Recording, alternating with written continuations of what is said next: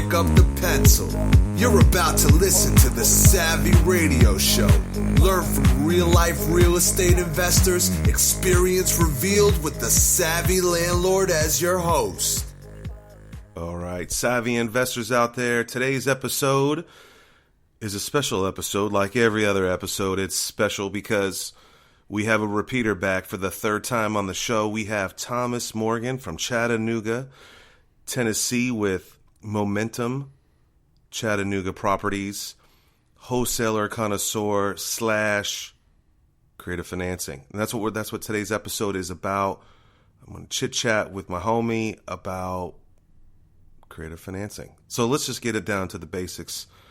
Thomas, what is creative financing or finance or owner finance, owner carry, whatever and whatever? Creative finance is basically anything that you can do to secure and control the property without having to go to the bank.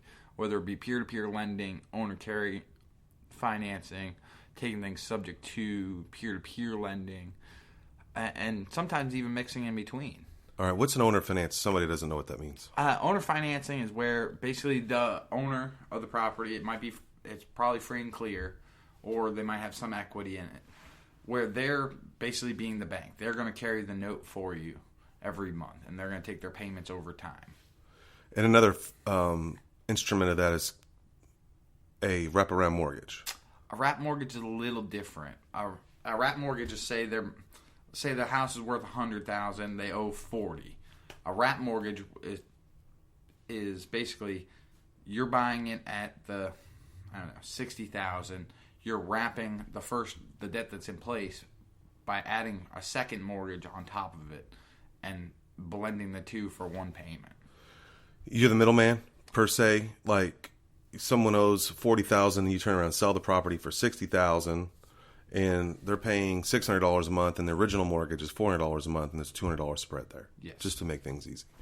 All right, so you've I don't know if it's a claim to fame, but you've really focused in on owner finance. Why have you chosen owner finance or creative financing versus traditional going to a bank, getting a loan, dressing up, being cool? A lot of people don't know this about me, but when I got started in real estate, my gallbladder ruptured when I was 23. I got hit with $50,000 worth of medical bills. That all went delinquent. I didn't really have a whole lot of cash to pay them, so it destroyed my credit. So when I got into real estate, I had to focus on how to do things with no cash, no credit. And I knew it was possible, but I hadn't done it. So I got into wholesaling, and I started buying stuff, taking over debts for people subject to. I started buying a lot of things owner financed, and it just kept growing and evolving from there. You mentioned subject to. Explain that to someone. I mean, it's a loose term. People talk about it all the time like they know what it is, but what is a subject to? A subject to is basically you're buying the property subject to the existing debt that's in place. Basically what happens is the owner deeds it into a land trust, and I'll buy the beneficial interest of the land trust to control the deed. I'll also set up the bank payment, say the mortgage that's in place, automated to off my bank account. The mortgage is still in their name, in the seller's name, but I now control the deed. The mortgage is just a lien against the property. So as long as that mortgage is paid every month, they're not going to foreclose on it. So I still control that deed. I get all the write-offs and benefits of it. The original seller doesn't have anything to do with it anymore, except the fact that it's on their credit. Right. What happens to that person that you've taken their mortgage over? Typically, they're moving on with their life. But it's still in their name, though, right? It is still in their name. And any repercussions? What happens, like, if they decide they want to take it back? Can they take it back? They cannot. Just be very careful if you're trying to buy a subject to, either do it with somebody that's very experienced or make sure you close with an attorney. What do you mean, someone experienced that's selling it to you, or no, someone that's experienced that bought subject to before, and not just to help you? Yeah, to help you. Okay.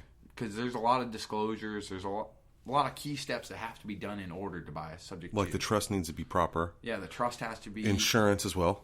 Insurance is another big issue. There's many disclosures. If you do it in the wrong order, you can violate the due on sale clause.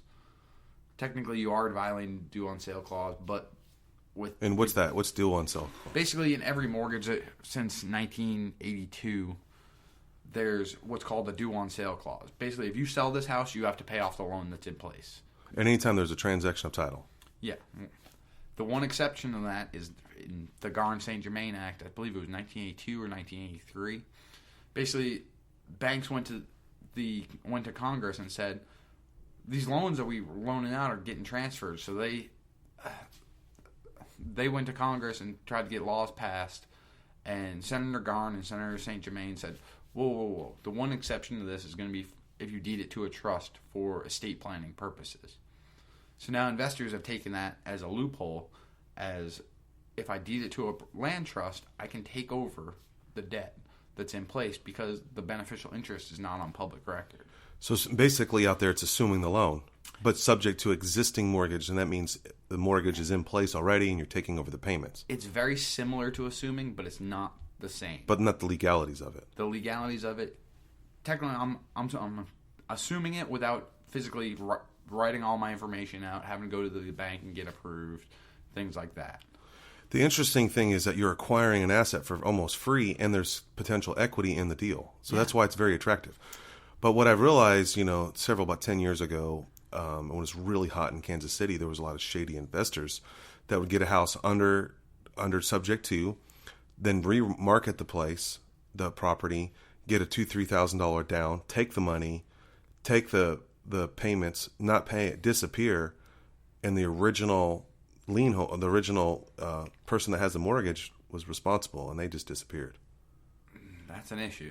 And that's a risk. Now, we as integrity investors, we're in control of their life. The person that does the subject to. Right. There used to be programs out there. There were assignment of mortgage payment systems and things like that. Personally, I can't. If I'm going to sit in someone's living room and say I'm going to guarantee your payments, I can't assign that. I'll either keep it as a rental or I prefer subject to. Or sell it out and cash out on it. Yeah, subject to is a very short-term financing plan for me. Like, I can't ride it out for 20, 30 years just because there's too many opportunities for it to go bad. I mean, the more complicated things get, the more chance that there is for it to go bad. Right. All right, cool. That's cool. I think a great explanation. How many subject to deals have you done? And give me an example of one, or one that's successful and maybe one that's kind of sketchy. I've done probably 30 or 40 of them like that. And do you still hold some of those? Or? I do. My personal house is subject to the existing loan. Yeah. One of my mentors was like, that's the only way he likes to buy houses. Yeah.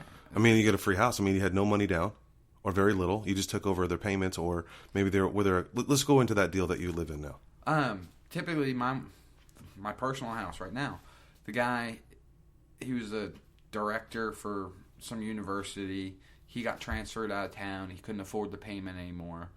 What's the size of the house? What's the scope of the deal? 3,000 square foot house. His payment was $1,075 a month.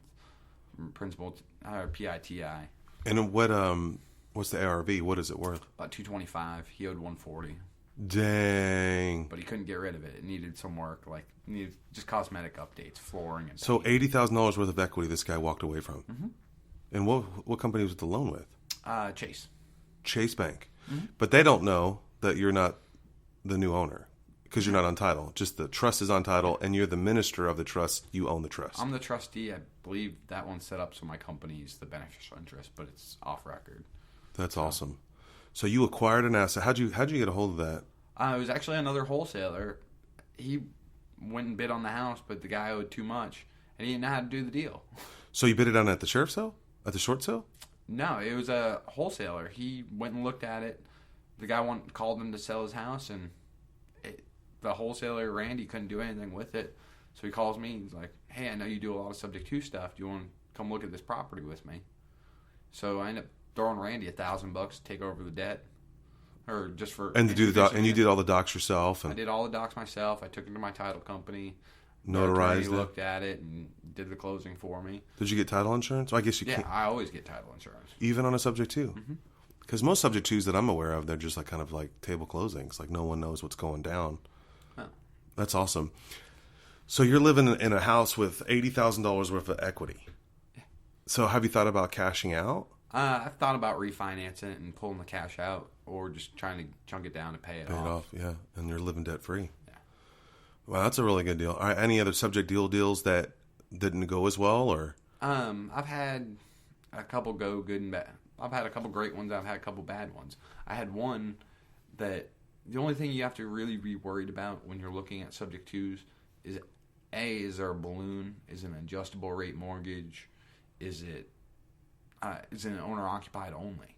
That's a big issue. I had an issue on a property one time where we had bought it subject to the existing loan, and I didn't look at the deed of trust properly, and it was an owner occupied only loan. Well, how do they prove that? Mailing address. We bought it. We had it for maybe. Yeah, what's the numbers? How much was it? Let's go into the details. I think it was worth about $60. We bought it for $35, taking over the debt. It was a higher interest rate. The payments, it was cash flow, and we just put a tenant in it for a long time. But the owner, it was an owner-occupied loan. The mortgage company was trying to send some docs to the owner, the original owner. But on file, it's in a trust. Yeah, it's on. And that address is changed. The address, the city actually had gone through and changed the legal address of the property, the street number of the property. So the mortgage company kept trying to send them docs to the old house number, and they kept getting rejected. So that's when they finally sent somebody out to look at it and realized. Whoa, that's kind of a rare thing. Yeah. So the city changed the address of the property, rezoned it per se, readdressed it. Well, I don't know why, but why did they do that? Just for 911 purposes. Okay, so they rechanged the address, which throws everything off, utilities, throws the whole gamut. Basically has a beacon on the house, there's something wrong. The bank is trying to get a hold of the owner-occupied for some weird reason, maybe change of docs or something, just a routine follow-up. They can't get hold, they get nervous. But their payment's being paid. Yeah. So they're like, something's fishy in their mind, per se. And they send some local rep out there. Who was the loan? They just drove by. I forget who the loan was with. So that threw up a red flag. Then what? They ended up foreclosing on it. On what terms? On what grounds? Because it was an owner-occupied only loan. And so they exercised that one line in the mortgage. So they're not a big bank. It wasn't a big bank at all. Because that's just sketchy. And a lot of paperwork for a technicality, and you're getting your money. That's the goal of mortgages, is to get paid for the bank. What's funnier is they foreclosed on it at $35. I think they sold it for $20. They lost money. So the whole time you acquired the asset, it was a cash flow machine. How long did you have it for? We had it for a year and a half. But it's still kind of bombed. I didn't have any money into the deal, so I didn't have any credit tied to the deal. I didn't have any money into it. I got cash flow for a year and a half. What was the spread on the cash flow? I think we were making like $300 a month. That's awesome. All right. So what's your favorite creative financing?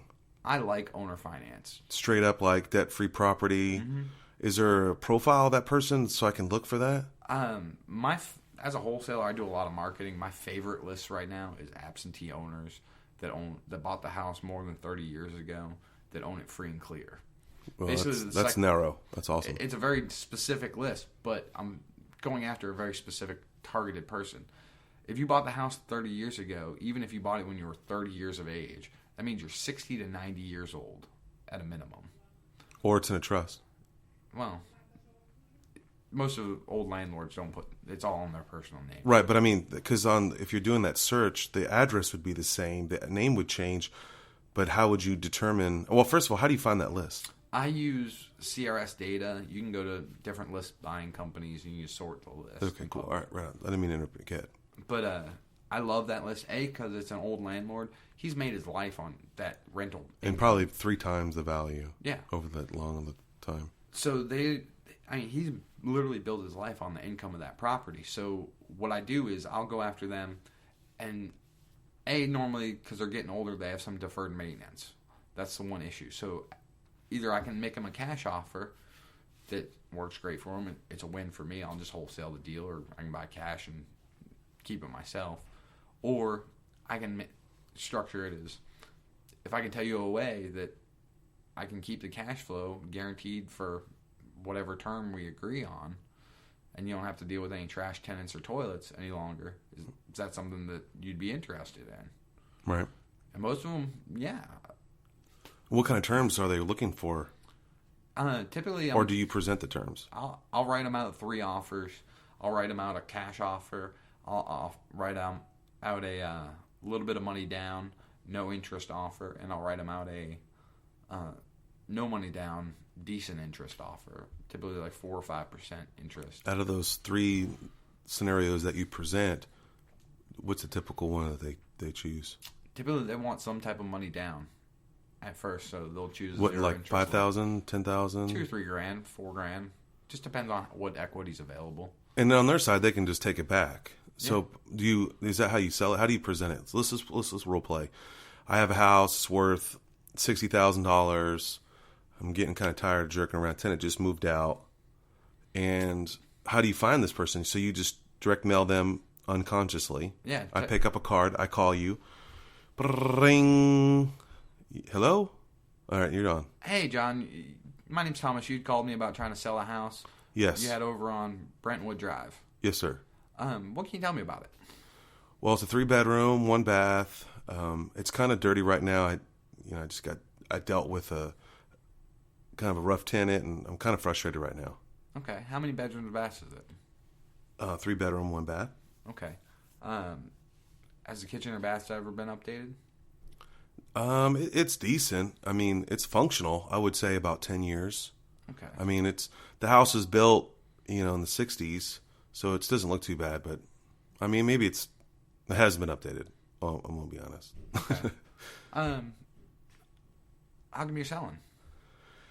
Well, I just want to, everyone else is selling. It's the top of the market, and so I just want to I'm done messing around with these people. Okay. How much was the property renting for? $750. Okay. How much? And it's a little bit under rented. Okay. So I mean, I don't know. I'm an uneducated landlord, so Okay. I like the money every month, $650. That's a good number for me. Okay. Any crazy issues, taxes and insurance? Are they high or?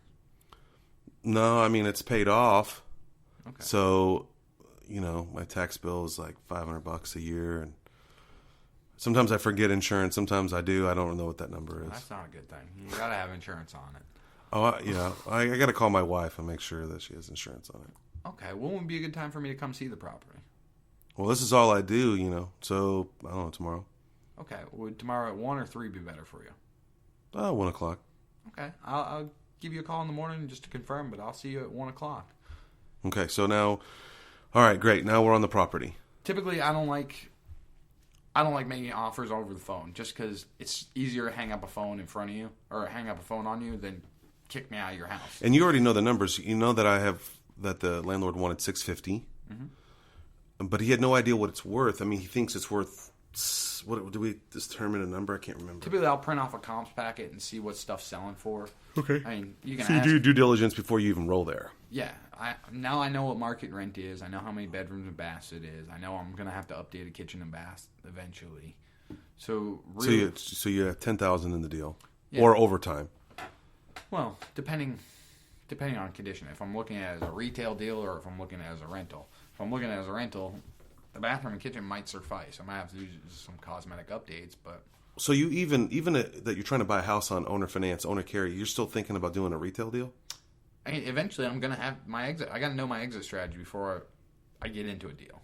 Like me personally, I think everything should be on a hold, if possible, within reason. A retail is like my worst case scenario. Because it's a free house. It's a free loan. I mean, you're going to put $2,000 down, hopefully. Or let's just say $5,000. It's a $60,000 asset that cash flows forever.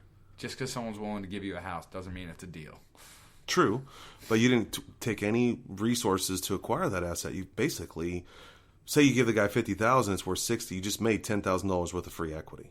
Yeah, you still have carrying costs. I mean, it costs on average 6 to 10% to sell with a realtor. You're going to have holding costs. So see, in my mind, man, every time I hear the word owner financed, that means bing, bing, bing, bing, bing in my world because, one, I didn't have to use my credit. Two, I have a way out. If the deal does go bad, I can just say, never mind, I'm out. It's a non-recourse loan. Yeah, it's not. You see what I'm saying? So, like, I don't want to retail that out, even though I'm not a big fan of flipping houses. I mean, think about it logically. How it's rare. I mean, for you and maybe in Chattanooga, it's easy, but for me, it's like it's not rare. It's difficult to find someone to own or finance. They're usually older, have money, they're established, they understand the game. But someone that just got willed the property. It may be Yeah, debt free. They just cash. want cash, and so it's hard to convince them. People, they would be in the game if they know that's our goal is to have residual income. Well, part of it's understanding what the tax benefits and or negatives are on the situation. If they just inherited a house and they just took title and they go and sell the house for $60,000, they're going to pay $20 to $30,000 in taxes on that. Yeah, but it's free money for them, so they don't care. But if you can explain to them how I can get you your 60,000 or 50 or 60,000 over time, Yeah, that's a great stretch it technique. out, I like that. so you're not going to pay that money. That's a sweet technique. Hey, instead of losing $20,000 on your grandmother's house, you can take $60,000 for a long-term gain and pay less in taxes over time. So that's your sales technique to acquire that asset. All right, how about an objective and I have a deal that I've been trying to work on for years. The guy's 70-something years old. He's a real landlord. He piddles around. He's got 7 houses in not a blinged out, but a solid area. And, we could never work on terms. I tried to throw the 3 offers. I did the dual offer, and it just, he was indecisive. I might give it to my kids. I may not, but they can't run it. They don't know what they're doing. But he really wanted the owner financed. But the one thing that I noticed how do you deal with when someone's like, you want a 15-year or 10-year mortgage, and the guy knows that he only has 3 to 5 more years to live? What's your objective? What do you say to that? You're offering me terms 15-year AM, paid off 15 years, $60,000, 5% interest rate, or even 8% interest rate. You're going to guarantee me $450 a month. Great. It's going to rent for $650. You're going to cash flow $200 a month. It's a solid deal. But I'm like, man, Sir Thomas, 15 years is a long time. 15 years is a long time, but the average house sells on 15 years. Or whatever you can negotiate. So what do you say? I only want to do 5 years. If you can set it up as a 5-year balloon. I mean, you can amateurize it. For 30 years. 30 year and just put a 5-year balloon to keep. So that's how you look. This will be paid off in 5 years, regardless. That's why it's called creative financing. It's really whatever you can negotiate to make stick. Well, that's the problem I think I had with the guy. Is I think he really wanted to sell him, and he was a landlord, and he just wanted a paycheck. And the kids, his children or his relatives, they weren't really into taking it over. So I was like, well, I'm the white knight. What if we can show you a way to get the income for you for the rest of your time on this earth, and that's easy to pass down through probate, and we'll just start paying your kids if anything happens. And have you had a deal like that already? Yeah. I had a seller one time. He hated his son-in-law. His daughter was getting a divorce from him. He was dying of stomach cancer, and he wanted to sell, but he didn't want his wife to take over the properties because she wasn't going to be able to handle them. So basically we set up an annuity for his granddaughter. And we made the payments directly to her. Cool. Wow. That's awesome. All right, man. We're going to cut it short today because I don't want to spoil what's going to go down in March 2016. Thomas Morgan is coming to Oklahoma City to speak and drop the knowledge. And, man, it's just been a pleasure getting to know you. And I know that whoever is going to come to the Investor Weekend is going to get a full lesson. And you're just so open, and you're talking to so many people, and you're willing to help. I'm just excited for you to come to Oklahoma City and really encourage and help people be creative in doing their financing, and they can acquire assets with little or no money. I appreciate the opportunity. Yeah, Steve. man. And then you have a book coming out pretty soon. I do. And let's talk about that for a few minutes. It's about wholesaling or creative. What is it about? It's about wholesaling, creative financing, and loopholes to actually make money without having cash or credit. Now, you're going to talk about being sued in there? Possibly. You have to read the book to find out. All right, right on. Well, I definitely want to get a copy as soon as you get it done, and he's working diligently on that. So if you like what you hear, text ask 545454 and just ASK to 545454, and I will forward that on to Mr. Morgan. But if you really want to take your business to the next level in real estate and be creative, and you always whine and complain, I got no money, I can't do it. Well, this kid's doing it, 30-something years old in Chattanooga. 8 years or so investing creatively, has not used a bank. You want to learn more about that? Well, come out to Oklahoma City in 2016, and you will learn. Go to investorweekend.com. That's investorweekend.com. You get to meet Thomas Morgan, and we'll be Facebook friends. Whatever you do, be creative in your financing, but ultimately with that creative financing, buy assets. Investor Weekend is not far off, with over 10 information sessions to increase your portfolio. Log on to www.investorweekend.com. Whether you are a seasoned investor or never purchased a property before, you don't want to miss the Investor Weekend. Join us for a powerful, knowledge-packed weekend with over 10 informational sessions that are bound to enlarge your real estate investments. You will hear from the best national and local real estate investors that will share practical and relevant experiences with you, the investor. There will be several networking sessions to connect with other like-minded people for potential funding, partnerships, and yes, hot deals. Go to www.investorweekend.com. Did you know we meet once a month for the Landlord Lunch Meeting? The third Wednesday of every month, go to landlordlunch.com.